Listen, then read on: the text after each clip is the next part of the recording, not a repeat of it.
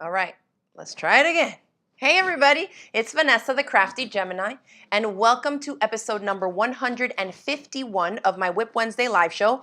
We're having some issues with the software program that we use to live stream, so fingers crossed it stays connected and we can continue on with the demo. So if you are watching us either on Facebook or on YouTube, go ahead and let me know in the chat where you are tuning in from. Today we're going to be doing a demo, and I have a couple of finished projects to show y'all. So we're going to start off first with my Essentials tote bag here that I finally was able to finish. I wanted to do one kind of with the orange and black Halloween-y theme, something to wear now for the fall. And so last night we had the last live Q&A session for students that were signed up for the class that we did a sew-along for. If you want to find out more info on this bag and watch the video lessons and all that, you can definitely check it out. I think I put the link for the class below. This one is obviously a course and a PDF pattern that's for sale on my online shop. It's called the Essentials Tote Bag. Don't get it confused with the Essentials Wallet, because I have a wallet project too, but this is called the Essentials Tote Bag, and it has 2 slip pockets on the front, a main zippered closure, and then another zippered pocket on the inside. I posted a little reel on Instagram today. I can't remember if it got posted to Facebook yet or not, but you can check it out. It's a great size everyday purse, and so I wanted to share with y'all that I finished that.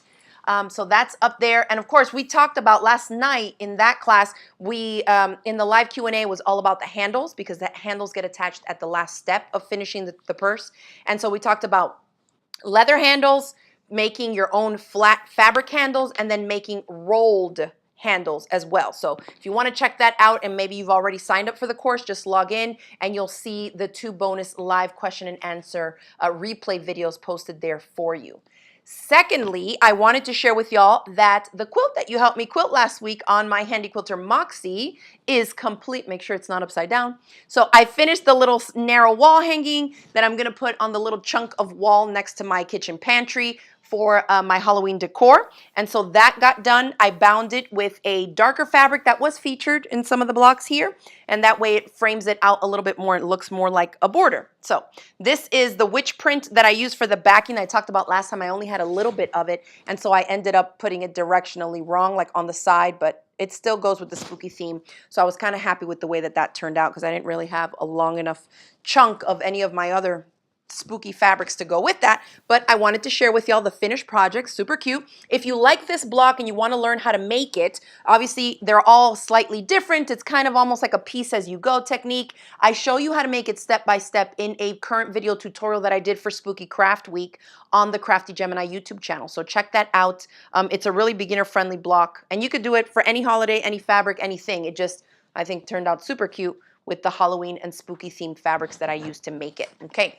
Now, apologies, because I cannot see my chat. It's not populating for me. There's something going on with that software. But if you see any specific questions that I can answer, can you just read them to me, please? All right, so that's that. Super happy with it. I'm getting ready to put my little 3M command strips on the back and hang it up on the wall. If you want to know how I hang all my mini quilts and all my wall hangings, you can do a quick search on YouTube. I have a tutorial. Just type in Crafty Gemini, how to hang mini quilt. And I have a couple videos that will pop right up for you. Okay, next thing, let's move on to our demo. So my friend Catherine reached out because she has some new kits with a thicker rope. Go ahead and switch them to my over-the-shoulder camera shot here if you can, please, so we can show them the rope, and I'll start the demo. Great. So this is this is their new thicker, like a plumpier, 5/16 of an inch rope that her company has. So Catherine runs the Mountain Thread Company, and they are located up in the mountains of North Carolina. So as we know, that area really got slammed by Helene, and I know she had to close up her shop, so I was happy to see that they were able to then reopen. They did a big fundraiser and all this kind of stuff. So if you're not familiar with their company, definitely check them out. They're doing some great stuff to raise funds and collect different items that are obviously necessary up in that region. So I was happy to share this to support. This kit is the coaster kit. The kits that she has right now, I think for the 5/16 of an inch thick rope, are mug rugs, coasters, and some little bowls. I want to say the trinkets. I'm not sure exactly, but The ones I got are for coasters, and you can see I ended up making 3 of them already, and so I'm going to make a 4th one here with y'all today to walk you through step by step how to make them. Super cool, because if you follow the exact same steps for each one, you'll end up making an identical set. So look at these, how cute. You could tie them up, you know, wrap them up really cute, put them in a gift bag, give them to somebody as a gift. And how I decided to throw in the little scrappy bits is the some of the scraps that I had left over from the strips I cut to make my Halloween wall hanging. I went ahead and cut them up to throw in little bits of the orange and black. This is a great way to use up fabric that you might not love because you don't really see the fabric. All you're really going to see is the color, okay? So, and this thing died on me there. Okay, so all you really see is the color. For example, the black and white print that you see here, you see a little black and some white, that's the ghost print. You can't even make out that they're ghosts, but if you're going for something that's like a theme of a specific color palette, maybe you want to do like a little bridal gift, or somebody's doing a holiday party that's themed or something like that. For example, we had last year a Halloween, not a Halloween party, a holiday party that was all, the theme was like red plaid. So everybody had to dress up with some type of plaid with red in it. It didn't matter what. So for something like that, this one makes like a super cute hostess gift or host gift that you could just make with some fabric strips that match the theme. So think along those lines. Really cute, scrappy. You see that they're not all the same. I threw in, and it's kind of like I'm not even thinking or planning where I'm inserting the little bits of fabrics in here. I just want the little pop of color. So orange, black, and white. And once you have them together, obviously going with the rest of your decor, then you'd be able to tell, hey, they're probably Halloween themed, okay? So I pulled out a couple of the scraps here. Typically, I mean, I've done it before where I have a full width of the fabric scrap. I cut them usually between 1/2 inch to 3/4 inch wide. I wouldn't go much thinner than about 1/2 inch or 3/8 inch, but I probably wouldn't go too wide either, because once it starts wrapping over itself, if it's too wide, you kind of get like a crease in the fabric. That doesn't look as good, okay? And it doesn't wrap as smoothly as the narrower pieces, because we're dealing with this rope being coiled and it's in the round, all right? So I'm gonna cut up a couple of these chunks. We'll get into the rope, and I'll go over supplies that you would need to get started so that y'all can check it out. I did put a link in the description box below, and if you're watching on Facebook, in the caption as well. Say what? Oh, we're just on YouTube, okay, because of, okay. So it is on there though, on the YouTube in the description box, so that you can check out where to get one of the kits. You can order rope from Catherine and them and try it out. If you have a home sewing machine that maybe is not a fan of sewing through really bulky stuff, I would maybe start off with her thinner rope. I think it's 3/16 inch, and that way that it's the diameter of the coil, the rope itself is just narrower. Okay, so that would be easy. But I will say, I've been making coiled rope stuff for almost 15 years now, and her stuff is so easy to stitch through. I'm going to show you on my little Juki LB5020, which is not, you know, a heavy duty machine by any means. You do need a machine that can do zigzag though, okay? Because the zig and the zag is what allows us to grab from the previous wrap and then the new one that you're continuously coiling around. So zigzag stitch, you need it to make these types of projects.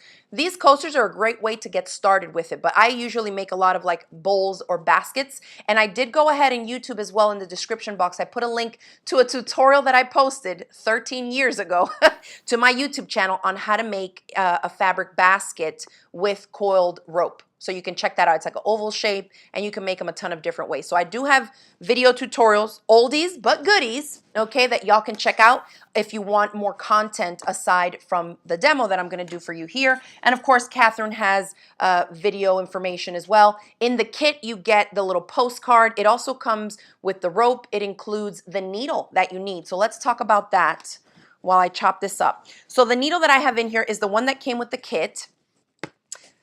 Sometimes I leave the selvage in. This time I'm just going to take it out. I mean, it's not going to matter too much here because the selvage is white, and so that would kind of blend in with the color palette that we're going with, but whatever. We're just going to cut it off for now. I'm going to cut these strips at 1/2 inch wide. And they don't have to be perfect 1/2 inch, but the quilter in me is going to cut them good. I probably don't need more than that. Let me cut a chunk off of this one. In terms of length, you can have a super long strip, but it is going to make it easier for you to work with if you have shorter bits, okay? Less fussy, and it's a great way for you to kind of just try out making this project before you start experimenting further and including longer strips of color. Now, these, as you can see, have little bits of color from the fabric, okay? If you wanted to make the whole thing wrapped in orange and black and white, or say whatever color palette you're using, you could continue wrapping. As soon as you're done with one strip, put another. And that's how you'll see that I think I do some of that in the tutorial that I linked to, my old tutorial. I can't remember. It's been almost a decade and a half since I posted that. But I'm going to use these two probably. Let's cut some here from the black with the spooky eyes. This will be a cute one to include. And you can chop the pieces even shorter, you know, if you just want to have a little teensy bit. The way that I determine how much fabric to include in the wraps and the pops is going to be based on how big the project is. So if it was a wider basket or a larger bowl, I would include longer strips so that I get a longer run of that color pop, okay? And there's a fly in here that's driving me mad. Okay, I'm going to cut another little strip, 1/2 inch thick.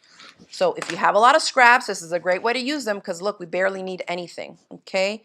And then I'm going to cut a chunk from here, and then I will cut this down to 1/2 inch again, a couple strips. I obviously won't use all of these strips that I'm cutting for just one coaster, but the kit includes enough rope to make 6 coasters. So just keep that in mind. You can obviously also order the rope from her just in spools, okay? And again, the company is called the Mountain Thread Company, for those of you that are wondering if you haven't had a chance to get it. Every year when I see her at QuiltCon, I buy some of her kits for the rope. All right, so we have our little strips. I said about 1/2 inch to 3/4 inch wide is good. 6 inches or so is a great place to start in terms of length. Keep it to like 6 to 10 inches. Now, the rope itself. One coaster here is going to require 4 feet of rope. And this is, again, the 5/16 of an inch rope. And I went ahead and measured out the 48 inches. I made a little pencil mark right here. Hopefully y'all can see that. Yep. And so here's a tip. I like to take some washi tape because it's not very tacky and place it right around the mark, so that it just holds the fibers of the rope together before I cut. And then I'm just going to take scissors and I'm going to cut right down the middle. I don't obviously leave this tape there, but I will take it off when I get to the end. I just don't want it to start splaying and then the rope start to unravel, okay? So this is all we need, that chunk, to make one of these coasters. Now, at the sewing machine, I have a sewing machine that can do zigzag.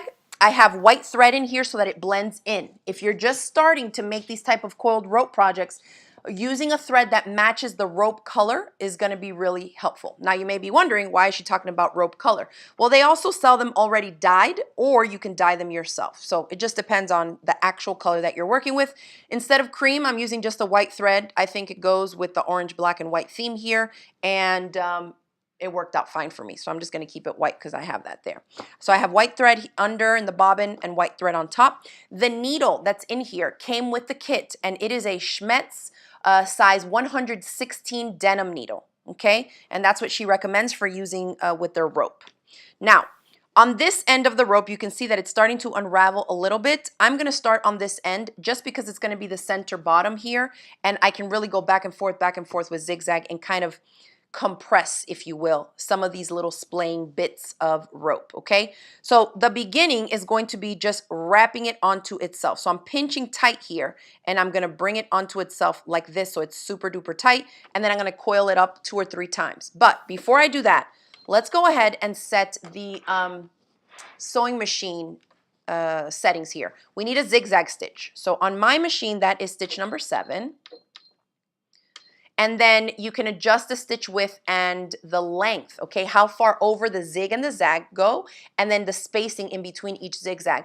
I recommend that you kind of experiment a little bit. You can start off with the instructions that she includes in her kits if you're making a specific project, right? But I find that usually I try to go wider on the zigzag because that way you're just grabbing more of each strand of the rope. So my machine, for example, will do a stitch width of up to 7 millimeters, which is pretty wide. And it's actually quite impressive for a little machine. Not all machines are going to go this high. If your machine only goes to 5 millimeter stitch width, set it to that, okay? So that you can grab as much as possible. So I think I'm gonna do like, I think I did 6.5 maybe, either 6 or 6.5 on these guys. We'll put 6.5. And then for the stitch length, you wanna go a little bit, you wanna be short and narrow so that you're grabbing more, but you don't wanna be so tight to the point that it's like a satin stitch. If you're familiar with what machine embroidery kind of looks like, the satin stitch, where it's like zigzagging back and forth, but it's not, there's no space in between as it advances. It's just like really, really dense. I don't really want that either because I need to be able to coil and move the piece as it's stitching through. So we're gonna go with, I wanna say it was 2.5 or even 3 on this one. So play around and then make yourself a note when you put your rope materials together so you can remember your settings, okay? So I am gonna start here in the middle. See if I can keep these guys nice and tight. I'm just trying to bring all those strands in. So see how I'm wrapping, don't let it go. I'm gonna do it really, really tight. And once I've wrapped it 2 or 3 times, it tends to wanna hold itself like this. Okay, you see how that looks? And then I'm gonna slip it in here. Now you can follow along with her instructions, but also, you know, depending on your experience or your machine or whatnot, you could do whatever you want, okay? I'm gonna go with a zigzag, and I think her instructions tell you to do like an X, like a plus sign in the middle, and then come across it like an asterisk as well. I just go back and forth a little bit, and then I'll turn it and go in the other direction, and if I see that it's not wanting to separate at all, then I will move on from there instead of super, super reinforcing that center part. Okay, so I'm gonna start here, and I'm just gonna zigzag. And this is like, it doesn't really matter where you go. You don't have to keep a set pattern like you're going to throw it off. If the thread blends in with the rope, okay, then you can just keep stitching and stitching, right? You'll see some of it, but that's kind of also the point of this project. Okay, I'm going to back stitch now back to the middle so that I can pivot and go across the other direction, now vertically, like top to bottom. So I'm going to back stitch to go back some, and then I'm going to come this way. And I think, let me see, that looks pretty good. So now I have the continuation of my rope, right? My working rope strand here coming off to the right side, and that's where I want it to be. So now my point is going to be to stitch a little bit, and let me grab my pointer tool here. Can you check to see if anybody's asking any questions that I can answer? Because I don't have. The only question was about the description because it's not in there anymore. Oh. I'll have to update that. And I'll send out another email, y'all, to update this since we are having those issues with that software program. Okay, so now because I have the rope on the right side, you're going to want to zigzag. Remember, the zig goes zig to the left and then zag to the right. So when it goes to the left, I want it to catch what's already coiled, okay, the old stuff that's done. When it zags to the right, I want it to catch the new working rope, all right? And that's the pattern. As I'm turning this and coiling it this way, I want it to zig into this and zag into this. Zig into this and zag into this, okay? So I'm going to start stitching. And if you go slow for a little bit, you'll start to see where the needle's going down, so you can kind of scoot it a little to the left, to the right to make sure it's grabbing. And obviously the more you do, the better you will get, okay? So that's all it is. You're just zigzagging and adjusting it and turning it. If you don't stop and you go really fast, you can kind of like coil and stitch as you go, but I'm trying to break it down a little bit more into bite-sized pieces. Where are my scissors? For those of you that maybe have never tried it before, so you can see that it is absolutely doable and fun. All right, so notice I'm just coiling it onto itself nice and snug, like that. Okay, now I'm gonna stop because I have a decent little coil here, and now I need some color. So let's go ahead and, well, let's do an orange first. So if you go back and watch my old tutorials, the way that I've done it before is like with a little bit of fabric glue to hold it in place. I've done a lot of these, so now I don't even really glue it in place. I will just wrap the fabric onto itself like that. And that way, once I wrap it one time over, you'll see that it just holds itself in place. Do you see that? How I didn't have to put any glue? And I can just keep wrapping around. Now, I am overlapping the previous chunk of fabric so that there is no gap between the fabric and the rope, okay? So you get a solid chunk of whatever that scrap is, like this. Okay? Just that little bit. So now I'm going to hold this tight here, and I'm going to keep coiling and stitching, make sure my presser foot is down, until I get to this fabric.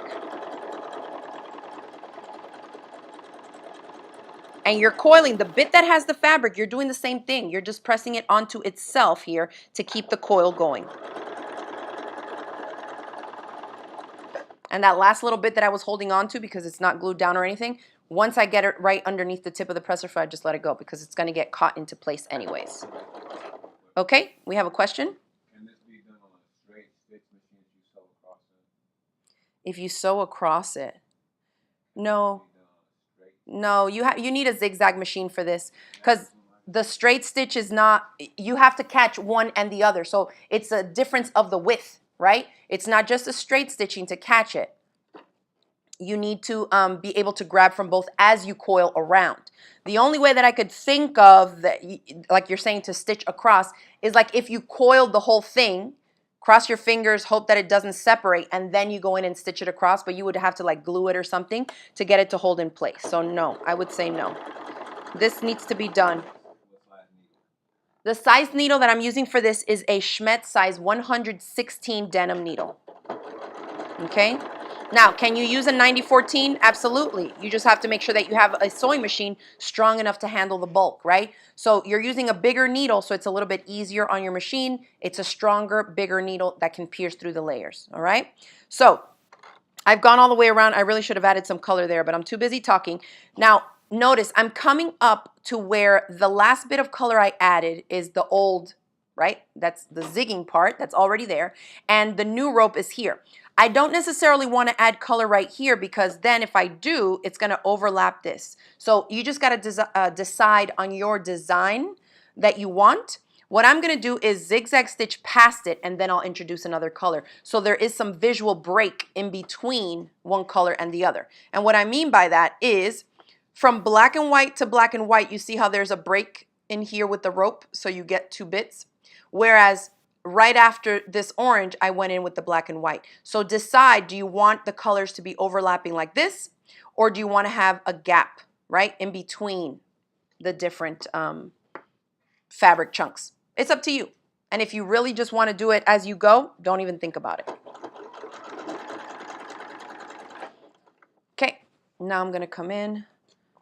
I'm going to do a smaller chunk of this. Ooh, my scissors. And I just wrap the rope. If you wanted to use fabric, you could use like a fabric glue stick or a little dot of basting glue or whatever, just to help hold it in place. Once I get into a groove with these types of projects, especially if I'm making a larger bowl or a basket, I just don't even bother. I just hold it and go. But if you're new to these types of projects, absolutely make it easier on yourself so you don't have to worry too much about, you know, holding and what you're doing. Okay, I'm going to stop. I think I want to do another chunk of orange. And so now you have to start looking. Am I running out of rope? How much more space do I have? Like how much rope do I have left to add color to? Okay, so that's important as well. And I only have about 1.5 feet. So I've got to be thinking about what I'm doing here. And yes, there are frayed edges. That's the whole vibe. If you don't like that look, then this project's not going to be the best probably for you. I love it. I love how scrappy and rustic it looks. You get cool pops of color. You get a little bit of an abstract vibe to it. And of course, they're so fun to make. Okay, I still have room, so let me stitch a little more, and then I'm going to introduce some black and white. Why not? So let's do a little ghost fabric strip here. Is this easy or what? So fun. You could dye the rope as well, like I said. And I know that Catherine sells some dyed in some really fun colors. Another question. Yes? Is there another way to end the coaster rather than the loop sticking out? Yes. So one of the ways that I do it and I finish it off is completely wrapped and covered by fabric. And you can see that in the tutorial that I did 13 years ago. I put the link for y'all. It's on my YouTube channel. If you watch that tutorial, because I use a lot of fabric in that one, fabric strips that is, you'll see exactly how to cover it with fabric. And you basically wrap the fabric around and bring it back down onto itself and then just finish stitching it. But there are a ton of ways to do it. Catherine has a Facebook group for like her rope community, and there's so, I mean, people machine embroider through this stuff. So like say you didn't add any pops of fabric at all and you just stitched the rope to itself, coiled up with a thread that was actually say cream colored and matched it perfectly, then they go in and put it in their embroidery machine and they embroider on top of it. So bowls that are like gorgeous farm style, like rustic decor with roosters in them. People use them to collect their eggs, to hold their eggs on the counter, whatever it is. And there's tons of different ways that you can finish. But of course, I did these following the instructions that came with the kit, so I wanted to see how they turned out because I've been making these bowls for a long, like not bowls, but coasters and coiling ropes like this for bowls and baskets for years, and I'd never done this little frame bit on the end, and I actually like the way that it looks. Some people don't, but you can choose a different technique to finish it, okay? Obviously, I'm following the instructions, so I am going to do it the same.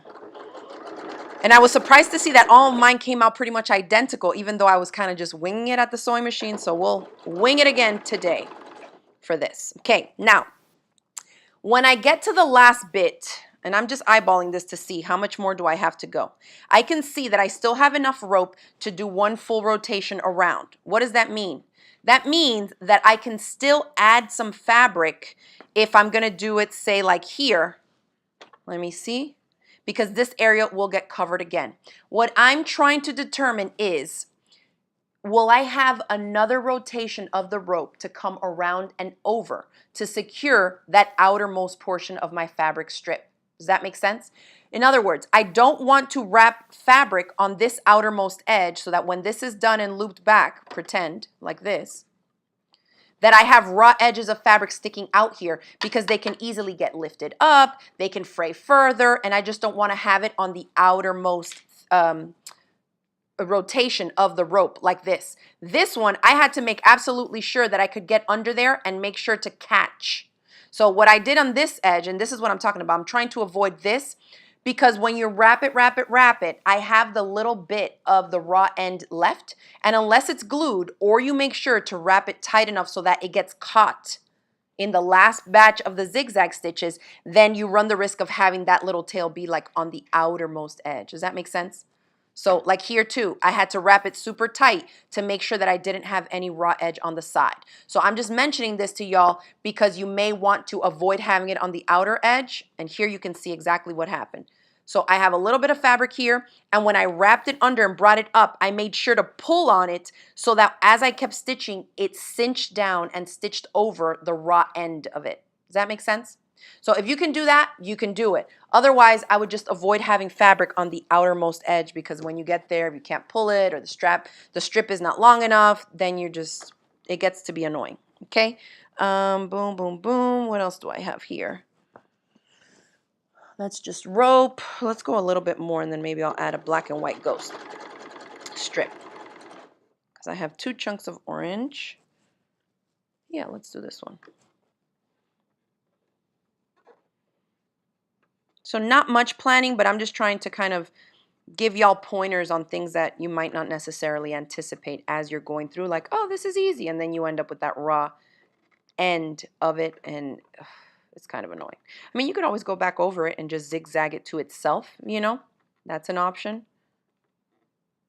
but I don't want you to run the risk of stitching your fingers either. Okay, so see, like here, I'm wrapping it and I end up having it wrapped to the outside. So let me double check and make sure that if this is to the outside, when I come back around here, I'm going to be able to catch it, and probably not. So what I'm going to do, because that's a little short, is I'm going to scoot this strip. Actually, I'm just going to cut the strip shorter so I cover less space. And that's what I'll do, so I don't have to fuss with that at the end. Okay. Let's scoot it up. So I make sure that it all gets covered by the next round. Any other questions? Has anybody used the Mountain Thread Company kits before? Where does the end of the wrap fabric end up? On the bottom, next to the coiled area? Ideally to the inside, so it gets right here, like where I have it right now, inside folded up in between the two.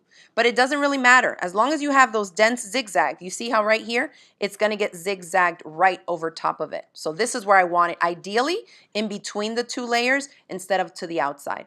Okay, to me that's a little bit more secure there.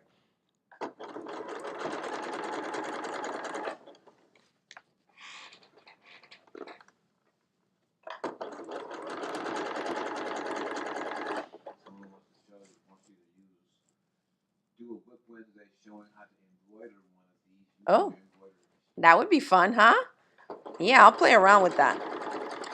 We're thinking about doing like a how I did for the Spooky Craft Week, but for the holidays coming up. So we may do something like that. I think that would be a fun project to do.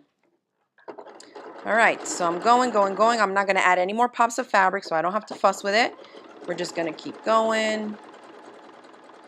It's so addictive, y'all. And a drink coaster is kind of easy. When you start making like a big trivet or like a flat centerpiece, right, to have like a fruit bowl or something on top of, oh, it's so satisfying to just go around and around and around and coil it. Or when you turn up the sides, when you do a bowl, oh my gosh.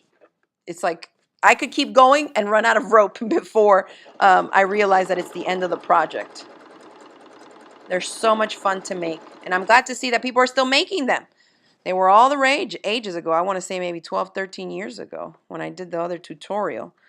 But one of the things that I mentioned today in my email list was to be careful, okay? Because not all ropes are created equally. So I'm linking to Catherine's company because all their ropes are amazing. You can sew with just a regular home sewing machine. However, when I first started, I don't think this rope existed because I knew nothing of it, right?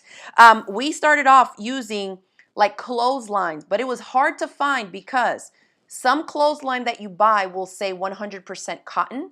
Be very, very careful. I would recommend that you cut it and rip open to test out a piece to see what's inside, because a lot of times, especially, and I'm speaking from personal experience, when I used to go out and buy my clothesline and rope type stuff like this for my bowls, some of them will say 100% cotton, but they have an inside hard plastic or nylon core. Okay, and you don't want to hit that with your sewing machine needle. You can really mess up your machine. So I would cut it and then open it up to see, did it have some type of a synthetic core on the inside?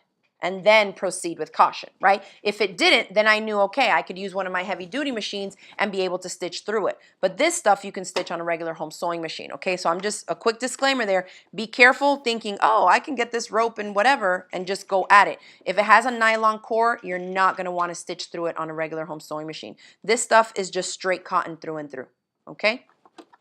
All right, so I'm coming to this area here. Let me stitch a little bit more. And you can follow the instructions on the thing. I think she says to like leave 4 inches and then come back and loop it over and then stitch it onto itself. Let me see if that loop is about the same size. It is. So I'm going to stitch and I'm going to make myself a little mark just so I know kind of where to stop. Okay, and then I'm going to stop and cut my threads and then I'll come back and stitch this way to secure it to itself in that little loop, okay? Okay, so I'm coming up to my mark. I'm just going to backstitch. And the fun thing about this is because it's zigzag, I mean, you can backstitch as much as you want to, really. It doesn't make a difference. Like, it's not going to look bad or anything. One fun thing you can do is use a variegated thread, no fabric, and then just keep the rope in the natural color. That looks amazing because you get all the random pops of color from the thread popping all throughout the zigzag stitches. That's really fun to do. Let's see. I'm going to fold the loop back. So you see how that is? I kind of stopped here and backstitched, and then I'm just going to fold it to loop it over itself.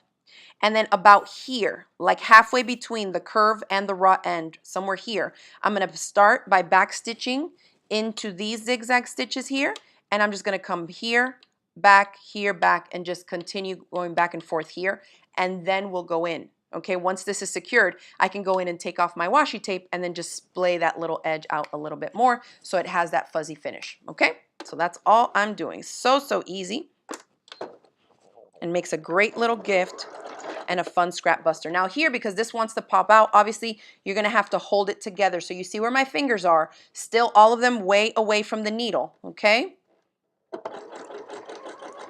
I'm going to come into the front and then I'm going to backstitch. Once it catches it once, it usually will stay. So now I can go back again, go back. And then, let me pop this up. I like to go in the other direction a little bit too sometimes. If I find that like when I started stitching, I left maybe a little bit of a gap in between. I'm going to double check it now and see if I did or not. But you see how it's like just being held by some zigzag stitches? I usually come back in here and go the other way as well. Just in case it gets caught on something, you know, you don't have to worry about it coming apart. And that way we can zig and zag in this direction as well for some added reinforcement, okay? That's why it's important to also have that wide zigzag setting so that you can grab on both sides. And that's plenty. Okay, let's cut our threads. Remove my washi tape. See how cute that washi tape? It keeps everything contained, so you don't have to be fussing with it until you get to the end. And then you can separate these guys and pull them. They're all like braided. Yes, question. Can you use Macrame? I think so.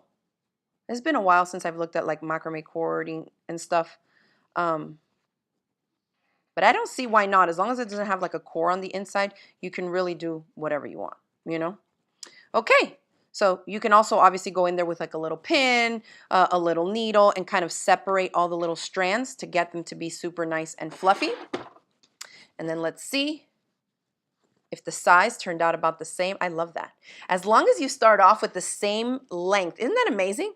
You start off with the same length of cord. It doesn't matter where you add your little pops of fabric, and then you end up with a whole set. And these are just 4. I still have rope enough to make 2 more. So the kit included enough rope and the needle and the instructions to make 6 coasters. Aren't those super cute? Oh my gosh, obsessed. How fun is that for using up your little fabric scraps? So again, the rope and the cord, well, the rope, I was going to say cording, but the rope, I got it from the Mountain Thread Company, and Catherine has a bunch of different kits, different colored ropes. You can, you know, start off with a little kit that's small and simple for making something like this, coasters. They have another kit for making, what did I say before? Coasters, mug rugs that were super cute. And the mug rugs, you might like those too. If you don't like the round coiled version, the mug rugs come together like this instead. They get stitched like this across. So it goes up and down like that. And so that, I think, is a great way also for beginners to get some good practice, because sometimes I know people find the coiling version of it, going around and around, to be a little bit tricky to start off with. I don't think it's that tricky if you just give it a go. Make sure you don't stitch over your fingers. But the mug rug goes together like this. So you're getting a lot of practice doing straight across, straight this way, right, down these longer bits. So that's another fun one to do. And then, of course, like I said, all the bowls, the trinket bowls, the baskets, bread bowls. I mean, you can go to town with a ton as long as you have the right length of cord that you need to keep going around and around and around. So you saw I didn't even end up using all my fabric scraps.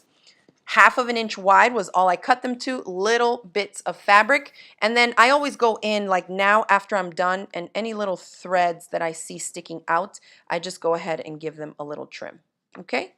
Just so that you don't have any other random little thread. Oh my gosh, they're so cute. And they're so sturdy and like they feel good to the touch, substantial. Now remember, if you want the same ones that I have here, like the thickness of the cord, and you like how nice and stiff these are, this is the 5/16 diameter rope that she sells, okay, at the Mountain Thread Company. All right. And if I don't have any other questions, that's going to be it for me. So thank you everybody for tuning in. I hope you learned some tips. If you haven't given it a try, definitely check it out. And like I said, I have an oldie but a goodie tutorial that you can watch and learn how to take the same type of rope and turn it into bowls or baskets. All right. So thanks again for tuning in. Enjoy the rest of your week, everybody. And I will see y'all again next week for another WIP Wednesday episode. Bye, everybody.